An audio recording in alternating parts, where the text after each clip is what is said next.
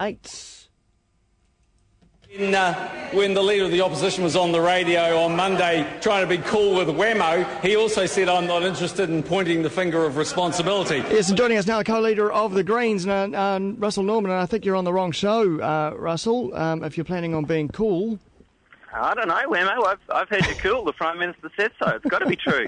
I believe everything Honest John tells me. That was the Honest John. It was the Prime Minister in Parliament yesterday debating the Party Central debacle and bringing up something that Phil Goff said on the show on Monday about finger pointing. Although the Prime Minister did have a point about Phil Goff, because Phil Goff did say on the show, well, he's not going to point fingers, and then not that long after that, he went away and pointed fingers. So. As I think did the Prime Minister, if I recall. Well, that's right. So let's try and make sense of this. The government is taking control of Party Central in order to ram through some changes to being able to close off roads and whatnot. But surely the Auckland City Council knows what went wrong and they can handle all this. Yeah, I mean, I think that they're not even really taking control of it. I mean, they're just using their powers under the Rugby World Cup legislation to fast-track some resource consents to make some changes to how events happen on Friday and this weekend. And so to say that, I think they're trying to do the thing whereby, there was a big mess and now the big man's going to step in and sort it out. Now, aside from the fact that the big man himself was deeply involved in creating the mess, then I think also that actually what they're going to do is just fast-track some resource consents, really.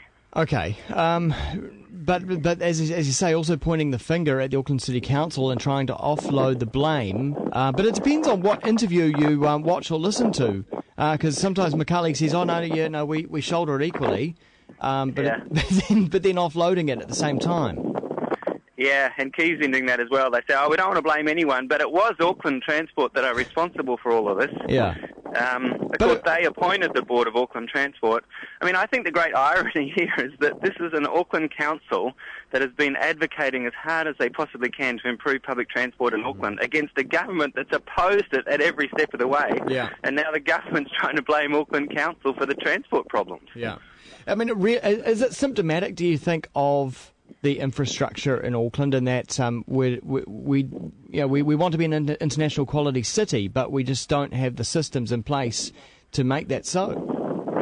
Well, yeah, it's a small-minded government that thinks you can just build more motorways. That's how you solve these problems around transport in particular. You can't. It doesn't work like that in the big cities. I mean, the weird thing is that lots of them have lived in cities. They seem to have forgotten how cities work, but it's just not like a little town. You can't just build another road and solve your traffic jam. Actually, you have to invest in decent mass transit. I had a wee chuckle. I think you tweeted yesterday about something about you can't just stick a keg on the end of a wharf and tell people to turn up. And they turn up in their droves. Yeah, it's just scale matters. Like you have to change your thinking. You can't just think, oh well, we build a road in New Plymouth or whatever, therefore we'll just build a bigger road in Auckland and that will fix it all. It's just not how it works. Once you get 100, 200,000 people moving around in a city, you have to do things differently, and that's just what they've never figured out, or they just don't want to hear. Does this move by the government to step in? I mean, does it foretell what they could potentially do with other things with Auckland City? There's this brand new super city with a new mayor, and everyone's trying to find their feet and figure out how it all works.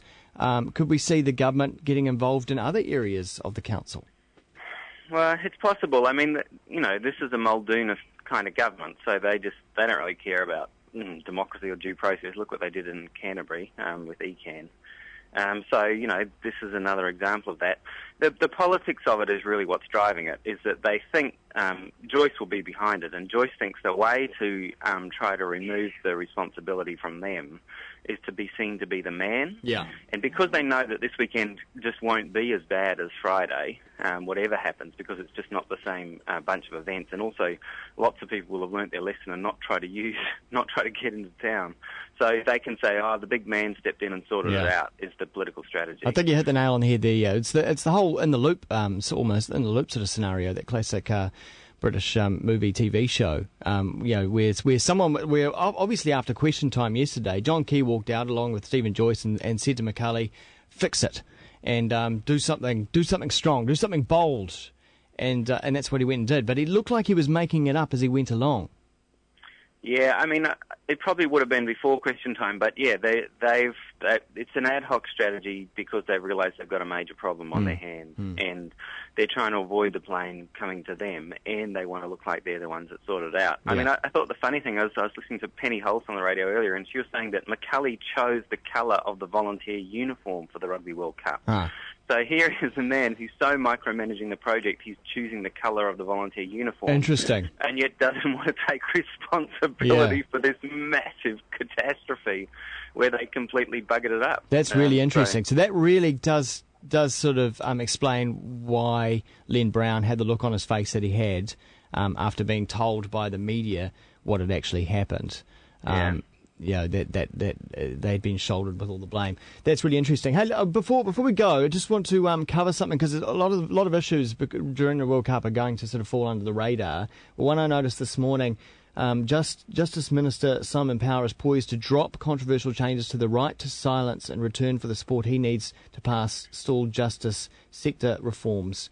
It's called the Government's Criminal Procedures Bill. Of course, that whole right to silence when you're arrested, that's been enshrined since day dot.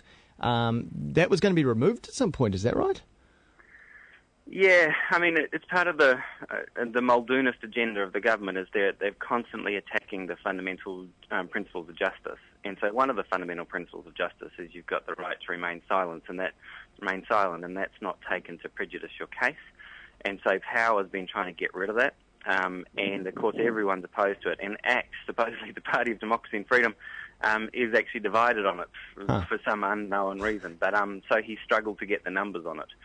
So he's had to back down. But, I mean, they've been doing a whole bunch of changes in justice that have been part of their tough-on-crime agenda, but, are really making it harder and harder. I mean, the removal of jury trials for hundreds, if not thousands, of trials, I think is a real step backwards.